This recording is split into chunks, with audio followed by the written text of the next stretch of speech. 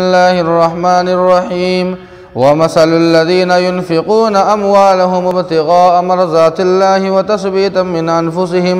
कमसलि जन्नतिन बिरबवतिन असाबहा वाबिलुन फ़आतत उकुलहा ज़िअफ़ैन फ़इन lump युसिबहा वाबिलुन फ़तल्लुन वल्लाहु बिमा तअमलून बसीर अयवद्दु अहदुकुम अन तकून लहु जन्नतुम मिन नख़ीलिन व अअनाब तजरी मिन तहतिहल अनहार लहु फ़ीहा मिन कुल्लि समरात व असाबहुल किबर व लहु ज़ुर्रिय्यतुन ज़ुअफ़ा फ़असाबहा यअसारुन फ़ीहि नारुन फ़अहतरक़त कज़ालिक युबय्यिनुल्लाहु लकुमुल आयाति लअल्लकुम ततफ़क्करून।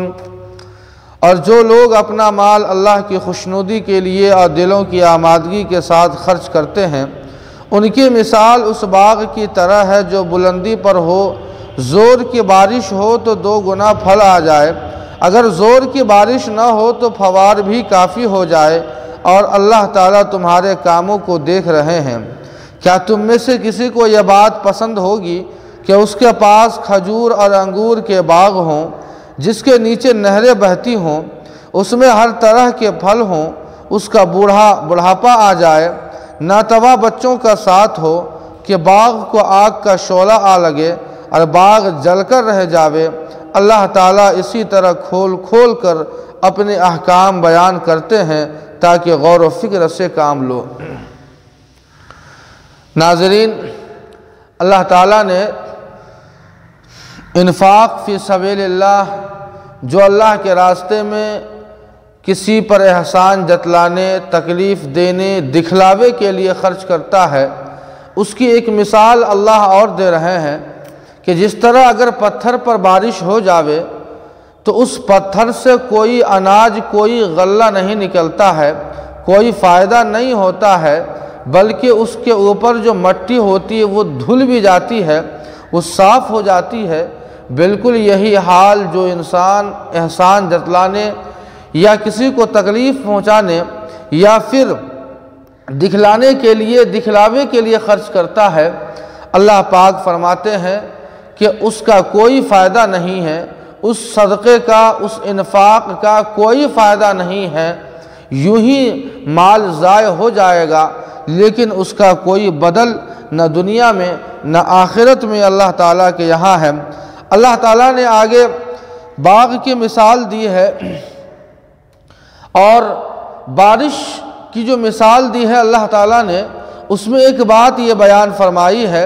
कि चाहे ज़ोरदार बारिश हो या कुछ फव्वारे हो, इससे अल्लाह ये कहना चाहते हैं कि चाहे इंसान दिखलावे या एहसान जतलाने या फिर तकलीफ़ पहुँचाने के लिए लाखों रुपया खर्च कर दे, इरादा अगर यही है एहसान जतलाने या तकलीफ़ पहुँचाने का,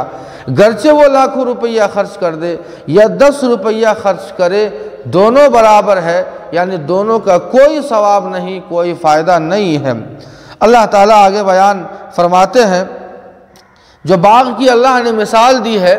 कि एक इंसान जो बाग लगाता है, बड़ी मेहनत से लगाता है, और एक वक्त आता है कि जब उस बाग में फल जब तैयार हो जाते हैं और फल तैयार होने के बाद अब उम्मीद होती है कि अब हम इससे फ़ायदा हासिल करेंगे, लेकिन आइन वक्त कोई आग आकर उस बाग को जला दे तो उसकी उम्मीदों पर पानी फिर जाता है और उस जले हुए, बर्बाद हुए बाग को उसको आबाद करने के लिए उसके पास न ताकत है, न सकत है, न औलाद है, कुछ नहीं है।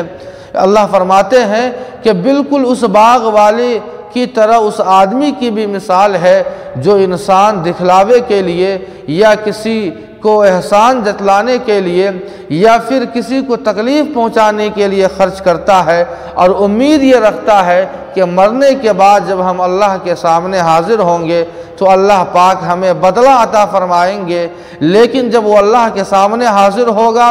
और उसके सामने जब उसका हिसाब व किताब का रजिस्टर खुलेगा और जब वो अपनी आँखों से देखेगा कि इतने आमाल हमने किए, इतना सदका हमने किया, लेकिन मकसूद था दिखलावा, मकसूद एहसान या तकलीफ़ देना था, लेकिन आज उसका कोई फ़ायदा नहीं। आइन जब अजर पाने का या सवाब मिलने का वक्त आया तो बिल्कुल वो नाउमीद हो जाएगा, बिल्कुल उस बाग वाले की तरह उसका हाल होगा। इसलिए अल्लाह ये हमें पैगाम देना चाहते हैं कि बंदो, मेरे रास्ते में चाहे जो खर्च करो, चाहे 5 रुपया, 10 रुपया, 1000 हो, लाख हो, जो भी खर्च करो, तुम सिर्फ़ और सिर्फ मेरे वास्ते खर्च करो। तुम किसी के दिखलावे के लिए या किसी को तकलीफ़ पहुंचाने के लिए खर्च ना करो, उसका कोई फ़ायदा नहीं होगा। अल्लाह पाक हम सबों को इखलास और लिल्लाहियत नसीब फरमाए। वमा अलैना।